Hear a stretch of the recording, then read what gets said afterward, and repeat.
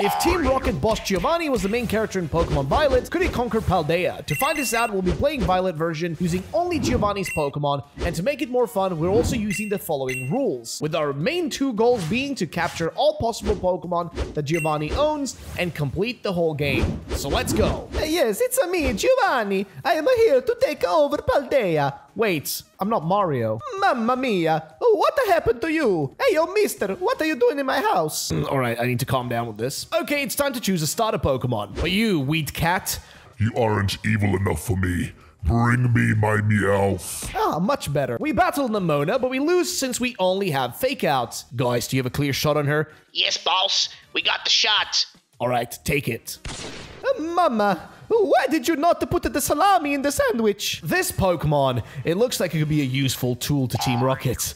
You're hungry, are you? No. Next, we run into Arven, who wants to battle us, but because we are Giovanni, this battle is a walk in the park, as we now have the move Feint, so we defeat this little chipmunk very quickly. Either way, now that that's done, we as Giovanni must conquer all of Paldea, so let's go. As we reach the city of Messagosa, we have to battle Nemona as per usual. However, this battle doesn't really go our way. We end up losing to her Quoxley, but fear not, we're going to be entering Messagosa next. And man, this city really is disappointing, but it is what it is. Let's make some progress. These guys are the local evil team? Really? These guys? They remind me of my 3 worst employees. How can these be the baddies? We pick up our missions for Paldea, and now it's actually time to head out. Alright, you big metal hunk. Help me conquer and rule the Paldea region. And I'll give you some candy. Now that we have that sorted, it's time we made it out into the world and explore a bit. First, however, we need more Pokemon. We head towards Cortondo first, the location where the first gym challenge can be found as well. Here, we'll be capturing our first teammate, the very sus Diglett.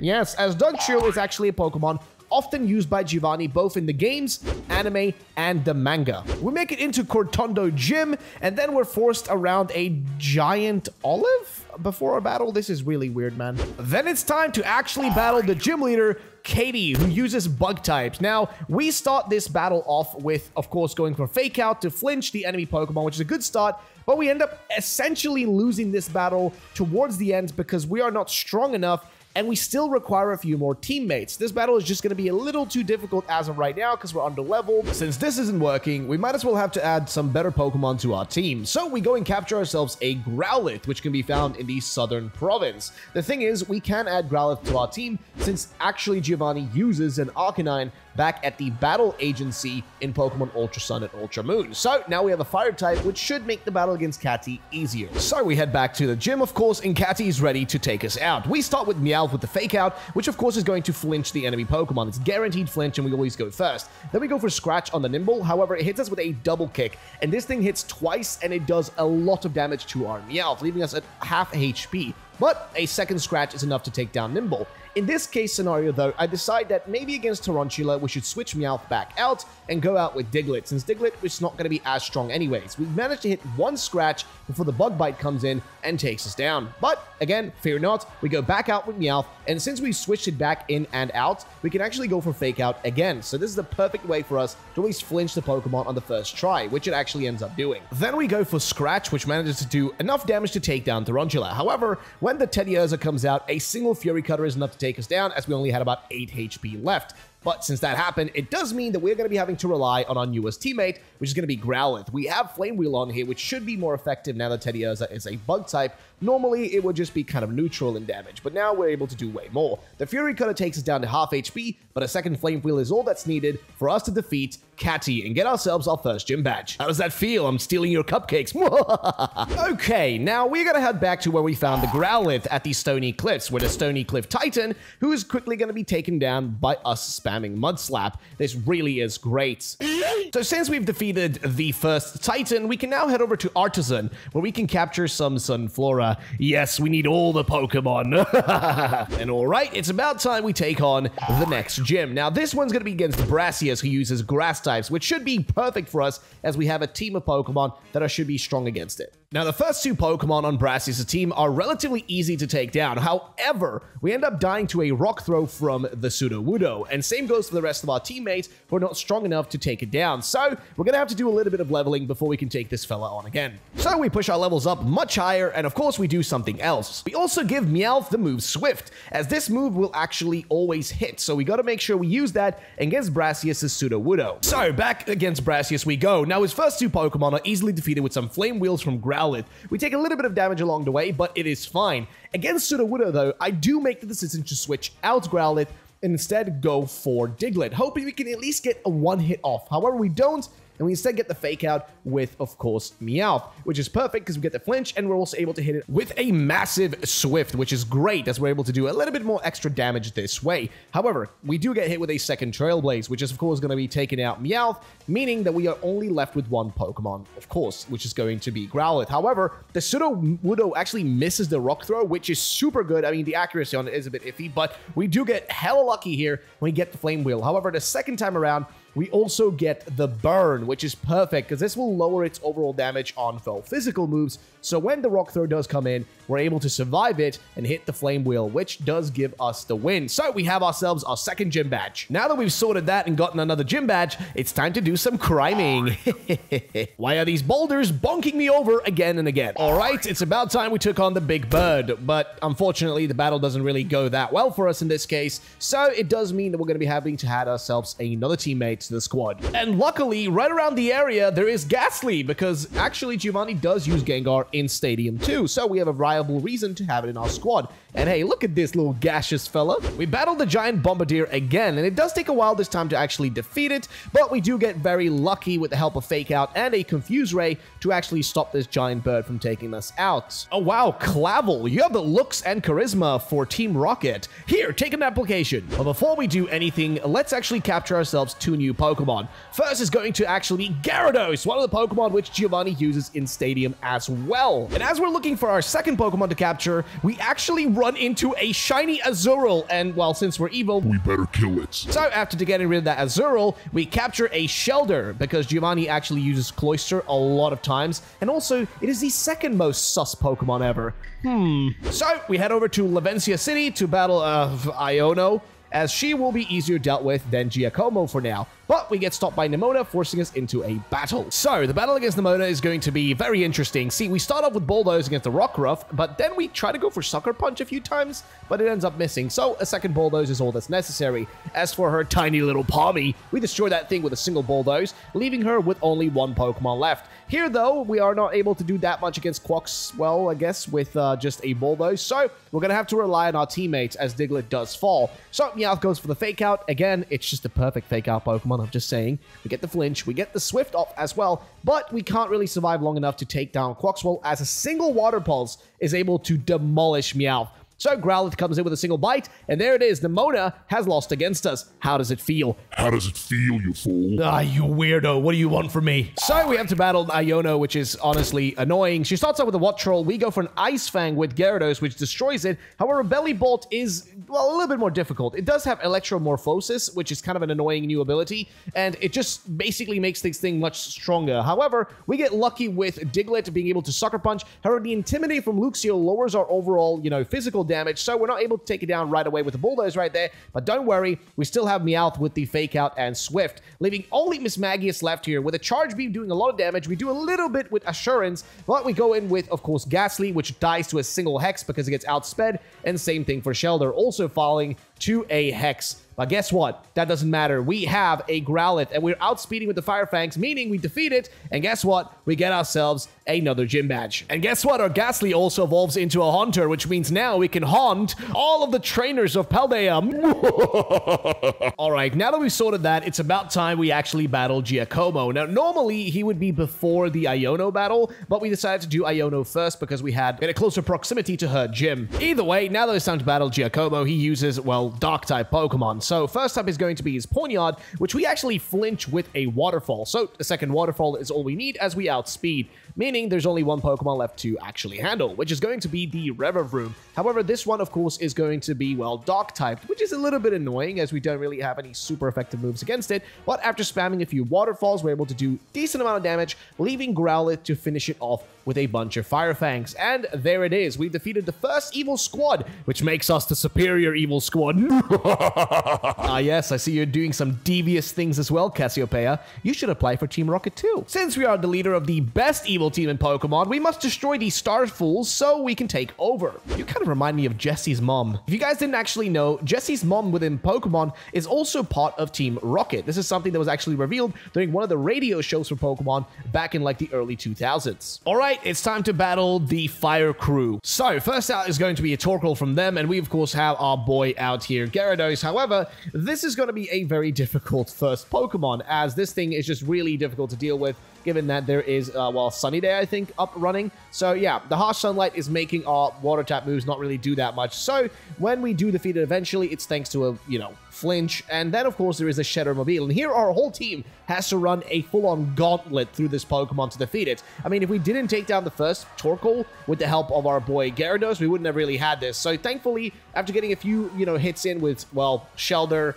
Haunter, all of them, eventually Growlithe is able to finish the job up with a bite, giving us our second victory against the Fire Squads. I do have a quick question of the day. Giovanni is a great villain, but what is the best villain team in all of Pokemon? Tell me your thoughts in the comment section down below. Mamma mia, that is a big schlong. Well, we gotta battle this big schlong. Luckily, we have Intimidate, which will lower its attack overall, which is great because it is a physical attacker, the Lurking Steel Titan. After a bunch of waterfalls, we are able to lower it down into the second stage, where we get help from Arven to defeat it. Here, of course, we are just spamming waterfall for the most part, but its headbutts are still not doing enough damage, meaning we've completed another one of the challenges. We arrive in Cascafara and purchase a Firestone with some money we stole from some kids.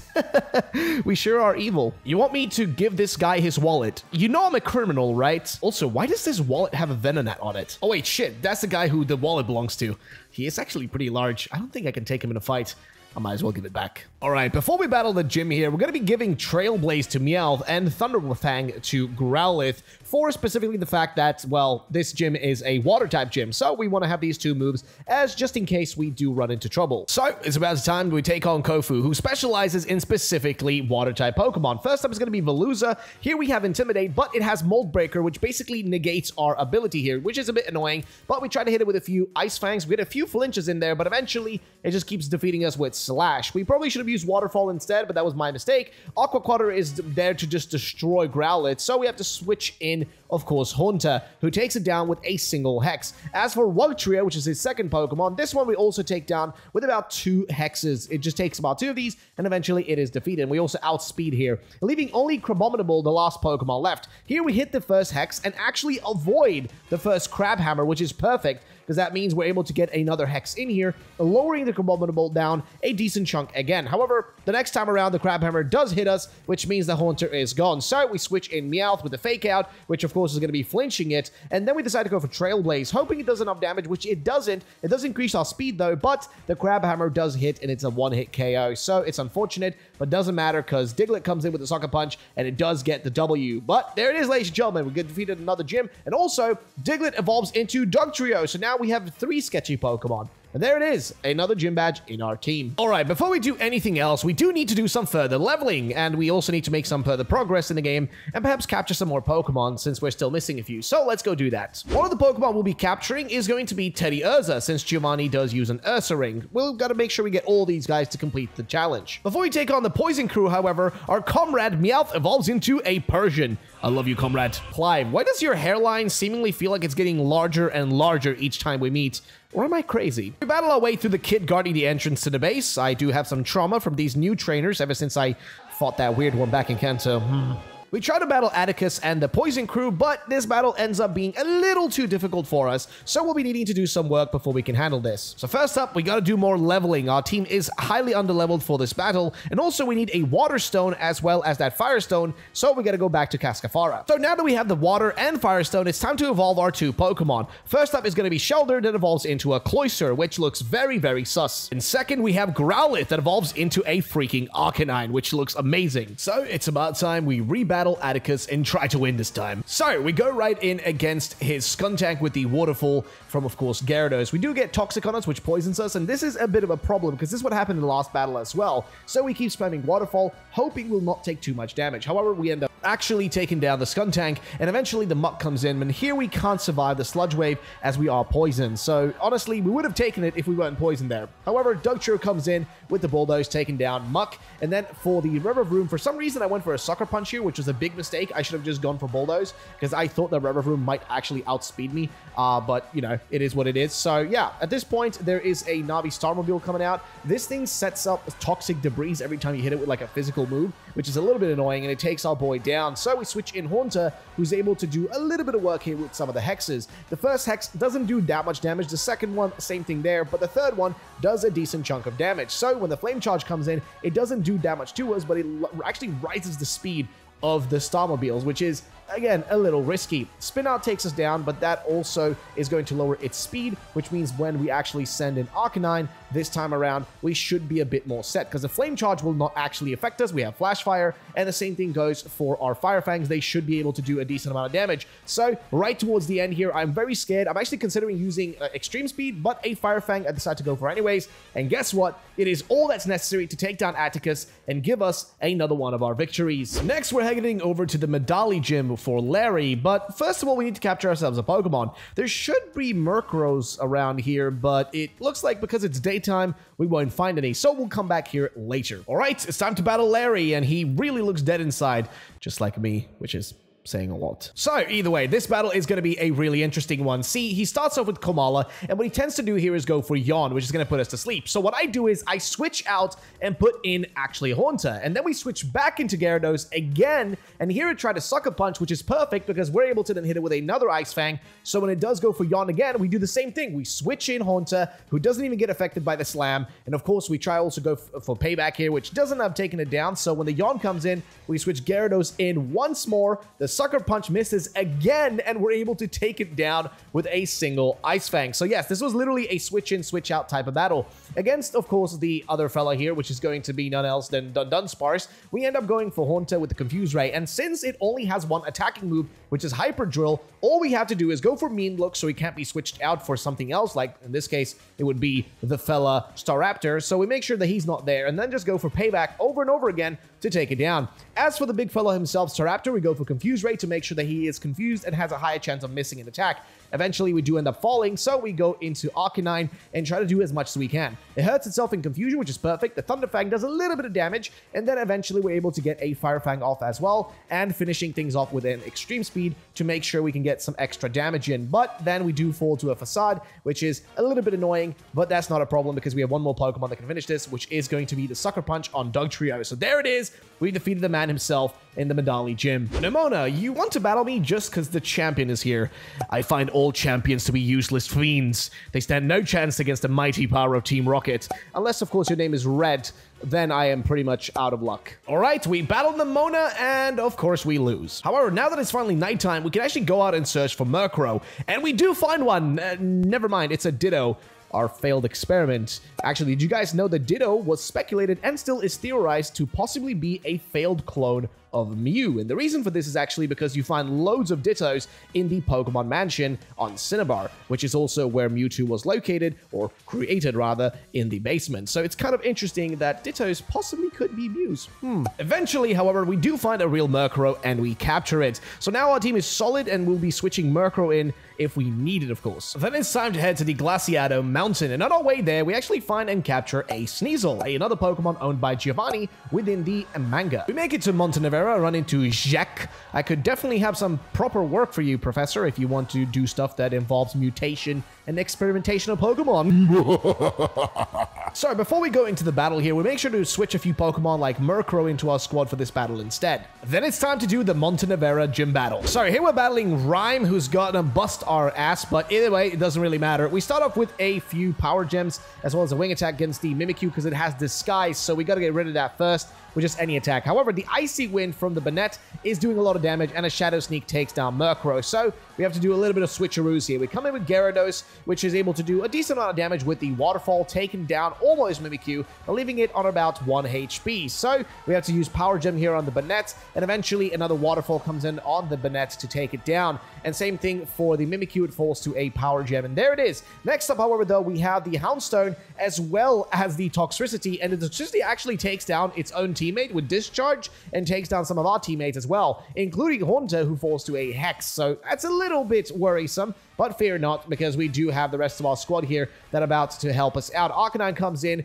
and after a few hits and several Power Gems and a bunch of Fire Fangs, we're able to take Toxtricity down, and also that means we've defeated Rhyme and gotten ourselves another gym badge. On our way to battle the Iron Threads Titan, we capture a Sandile, another Pokemon again owned by Giovanni because he has a Crocodile in his squad, so we make sure to capture it. Now it's time to take down the Iron Threads big boy. So this ends up being the easiest battle of them all. We just need to hit it a few times really with a Fire Fang, and this thing just goes straight down. So there it is.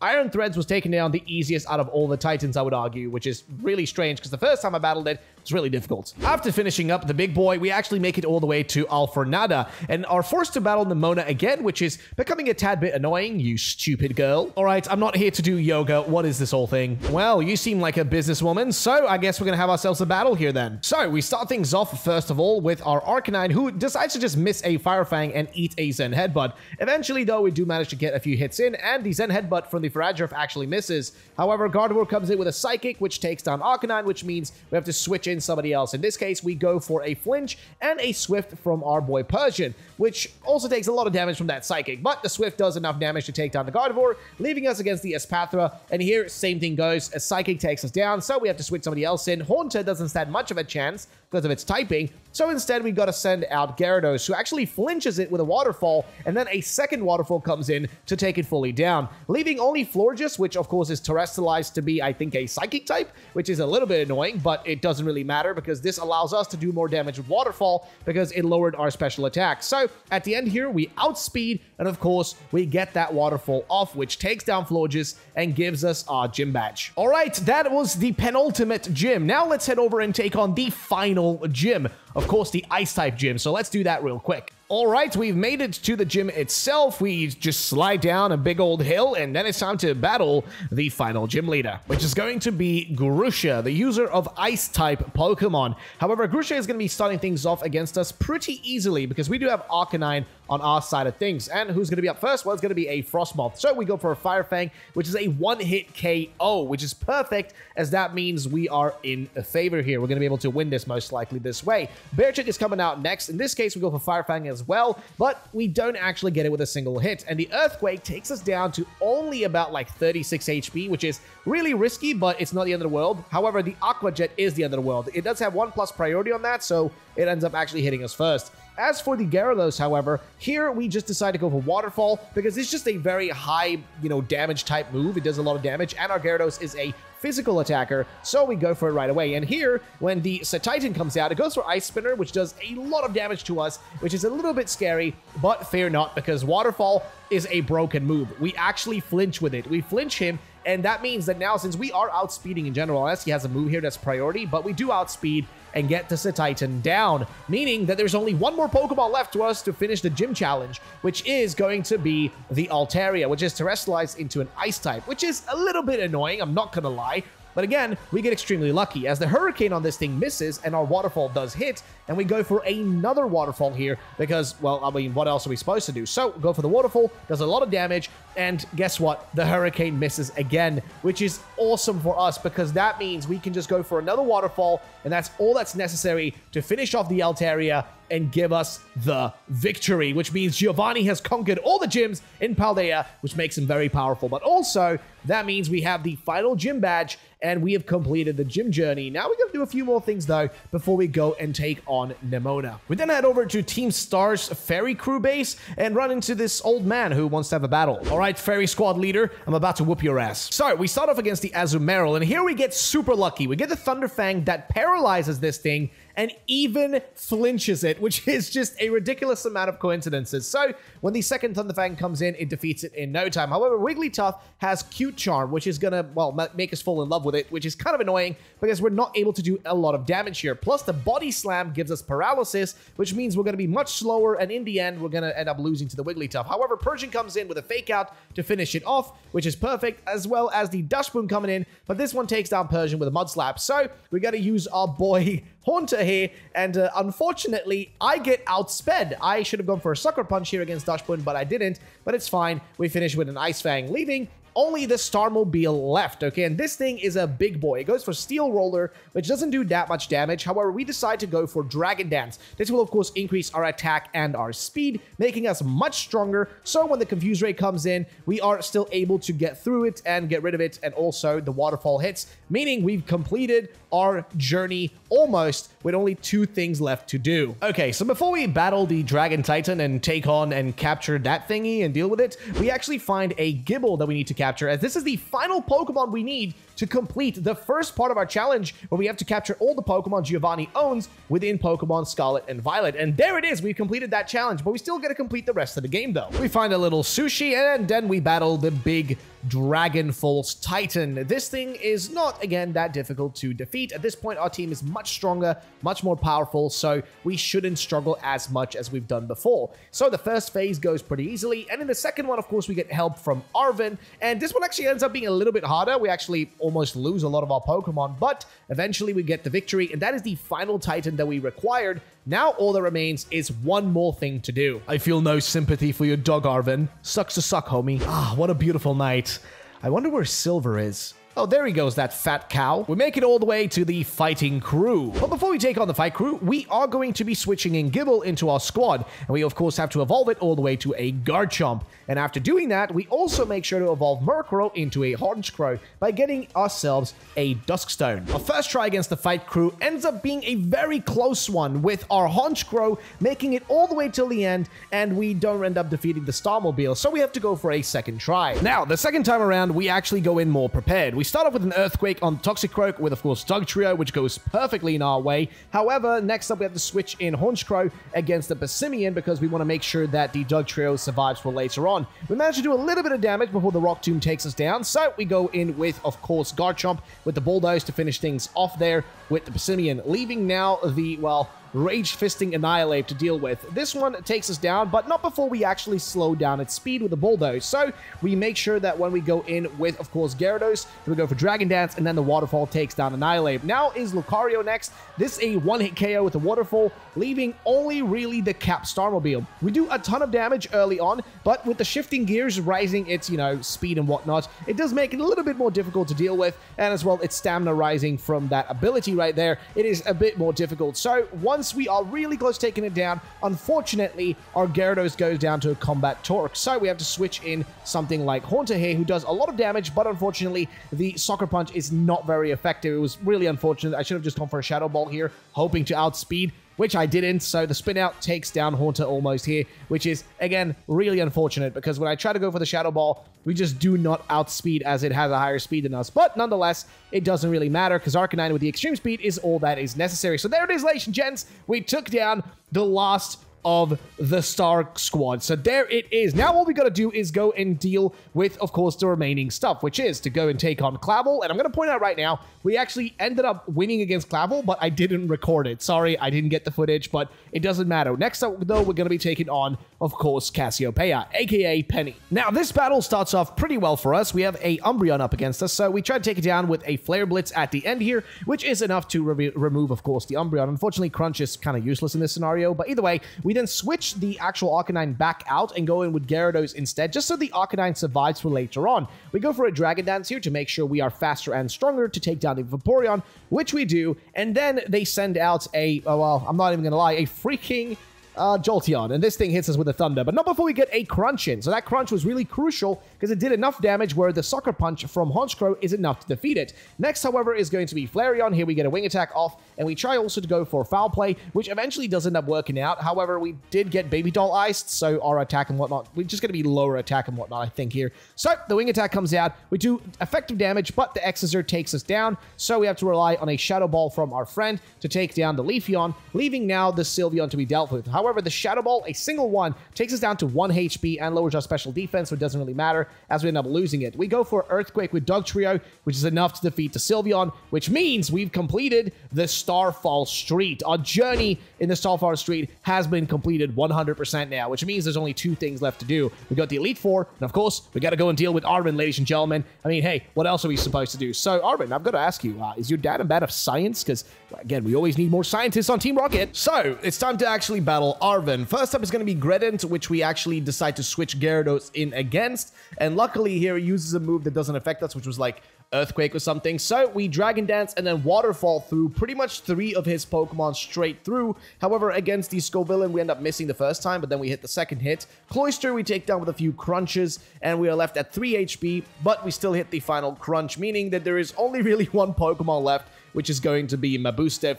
which, of course, same thing here. We're going to be able to defeat it, but it takes a while. We lose quite a few Pokemon. Even, like, Arcanine is not able to take it down right off the bat with a single, like, you know, Flare Blitz, and the Crunch comes in, which takes on Arcanine. So we have to go in with Honchkrow at the end and the Sucker Punch to finish things off. But there it is. That journey has now been completed. The Path of Legends is done. We have almost completed the full game now. There is still one major thing to do, of course, which is the Elite Four. So we go in, we do the really annoying test, and then it's time to battle Rika, who is one of the first Elite Fours, who starts off, of course, with the Wish Cache. This thing is just annoying, so we Dragon Dance on Gyarados about twice here, which is really useful because then we do enough damage with Waterfall to sweep through most of our team. Of course, Donphan has Sturdy, so that's going to keep it alive, but the second hit is enough to take it down, leaving now Dugtrio in our hands. Same thing here, a Waterfall, and also Camerupt, a single Waterfall. With only 1 Pokemon being Clodsire, I couldn't use Waterfall because it has Water Absorb, which I wasn't aware of. We're also Poison, which is a little bit risky, so we have to switch in eventually somebody else. In this case, we go for Dugtrio, which after 2 Earthquakes take down the Clodsire, which means that we defeated the first Elite Four. Now, though, we have to take on the next one, which is Poppy, which specifically focuses on Steel-type Pokemon. So, we start things off with, of course, Arcanine with the Flare Blitz against Copperaja, which falls right off the bat. Then we also have a Bronzong, so same thing here, a single Flare Blitz, and it is gone. And we almost here lost, but Corviknight also gets taken down. However, the Magnezone actually has Sturdy, so it survives. So we have to switch in Gyarados to finish this one off. Then we have only Tinkaton, which is a brand new Pokemon. Of course, the ace Pokemon of Poppy, but we defeated eventually 2. And there it is. We've defeated the second Elite Four. Now, however, we have somebody else who we've seen him before. It's time for Larry. Now, Larry this time around, I think specifically has, I could be wrong here, Flying-type Pokemon? So, yeah, first up is going to be Tropius, which we take down easily. However, the Staraptor is a little bit more difficult. It goes for Brave Bird, which does recoil itself. And then, of course, we go for a Thunderfang, which is enough to take it down. However, next Pokemon is going to be an Oricorio. It goes for, I think, Revelation Dance, which takes us down, which means we have to switch somebody else in. We go for the Shadow Ball with our friend Haunter. And then we have to deal with the Altaria. Same thing here. We go for a Shadow Ball, which lowers its special defense. The Dragon Pulse takes us down, however. So, an Ice Fang is all that's necessary from us to take it down,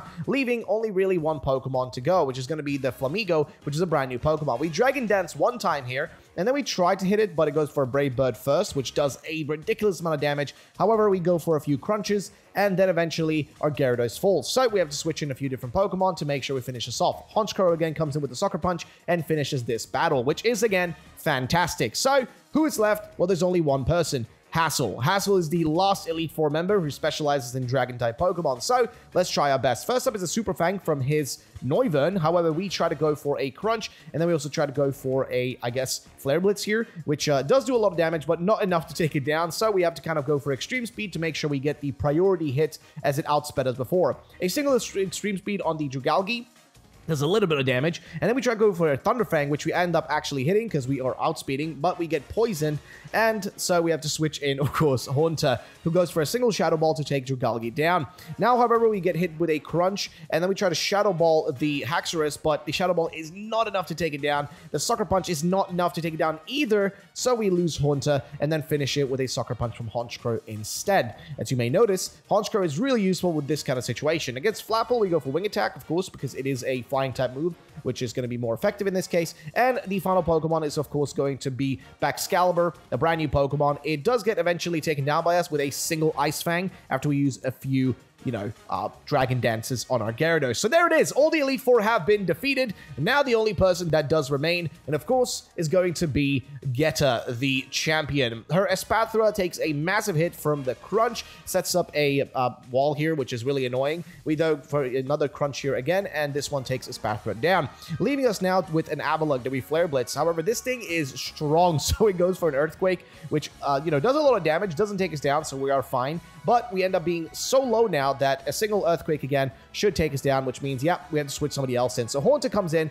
with a Shadow Ball that deletes Avalugg from this existence, with also there being a Kingambit coming in. And here, this thing is really strong, so it takes down Haunter, which means we have to switch somebody else in. We go for Gyarados, we get the Intimidate off, and we also Dragon Dance, which means our attack and our speed is faster. Then we go for a Waterfall, and a Stone Edge hits us, but fear not, because we got another Waterfall since we do outspeed. Kingambit is gone, but that also means we have two more Pokemon. Go-Goat is one of those. It goes for Horn Leech, which deletes our friend. Then we go for a Wing Attack of Honchkrow, which deletes that one too. And we also still have to deal with Veluza, which honestly is just an annoying Pokemon. But luckily, since it's going against us with a lot of attacking type moves, we're able to Sucker Punch it down. However, the last Pokemon is Glimmora, and this thing is it's got Toxic Debris, which means every time we pretty much hit it, it's going to spread poison, which is really annoying. But fear not, Bugshiro does get poisoned, but it still hits the Night Slash, I think, here, which spreads even more Toxic Debris, but we're at least able to do a little bit of damage. Earth Power comes in. It doesn't do a lot of damage, but it does enough where, the next hit should kill us. So we have to switch in Garchomp, our final Pokemon. A Dragon Claw is all the necessary. And guess what, ladies and gents? We have defeated the champion, which means we've completed pretty much all the challenges we have to do, except... No, I don't want to battle you. No! Oh, my lord, I still have to battle her, don't I? Okay, well, we have to battle Nemona. So she starts off with Stealth Rocks, which is, wow, okay, that's annoying. We go for a Dragon Dance here, though. Actually, we go for Dragon Dance twice, which is good because our Waterfall then destroys Lycanroc, Palmot, and it also destroys the rest of her team. Even freaking Dunsparce can't really stand much because we get a flinch on it, and then we hit it with another Waterfall to take it fully down. Then the next Pokemon on her squad is also a Goodra. Here we get almost more than half of its HP down, and then we go for a second Waterfall, which deletes it, leaving us with only a few more Pokemon to deal with. Orthworm is going to be one of the first ones. Iron Tail does a little bit of damage to us, but a second Waterfall takes it out, leaving only one Pokemon, which is her ace, Quaquaval. This one we hit with Crunch twice, and there it is. We've defeated Nemona, which also means we've completed our journey on the victory road. Yes, the villains have won, but there is still something left to do. We have to go to Area Zero, the way home. We have to dive deep into the depths of this place, defeat all the different things at all the different bases. There's loads of these Pokemon down here, these ancient paradoxes, and eventually we enter the area where Turo is located. He seems to be a casual AI, so we gotta defeat him because we're the bad guy. You're not supposed to be the bad guy, but either way, he starts off, of course, with his Iron Moth. Here, we try to do as much as we can with Honchkrow. Eventually, Honchkrow does fall, so we got to go in with Dugtrio with the Sucker Punch, which does take down the first lad. However, next is Iron Bundle. Here, we're able to do a lot of damage with Earthquake, but we get taken down by a Freezy Dry. Water Pulse almost deletes our Arcanine, but a Flare Blitz is enough to take down the Iron Bundle, leaving us now to deal with Iron Thorns. We go for a Crunch. Stone Edge comes in and defeats us, so we go for a Bulldoze on Garchomp, which is honestly the saving grace that we needed. If we did not have the Bulldoze, we wouldn't have been able to take him down. Iron Hats also gets hit by a Bulldoze, which does a lot of damage. However, the second hit doesn't do enough to take it down right away, so a Drain Punch is able to go through, which is a little bit annoying, but not the end of the world. However, the next Pokemon is going to be a little bit more difficult. It is the Iron Juggaleese, and this thing is not able to be defeated by our friend. And we have two Pokemon left now, so we got to rely on the Ice Fang, which actually flinches it, which is perfect. So we go for a second Ice Fang, and it actually defeats it. There's only one Pokemon left, and this last Pokemon, it is, of course, going to be the most difficult one. Iron Valiant. Now, this thing is disgustingly difficult. It's got Spirit Break, which lowers our special attack, but that doesn't really matter because we are a physical attacker anyways. So we go for Waterfall twice here, and guess what? We do a lot of damage, but just not enough to defeat it, so we're going to have to rely on our last Pokemon to finish things off, which in this case is going to be Haunter with the Sucker Punch. And there it is, ladies and gentlemen. We have defeated Turo, confirming that we are the superior evil villain. And of course, also confirming that we have completed our journey in Paldea, which means, yes, guess what, ladies and gentlemen, Giovanni is a champion and also good enough to complete the game. Thanks for watching.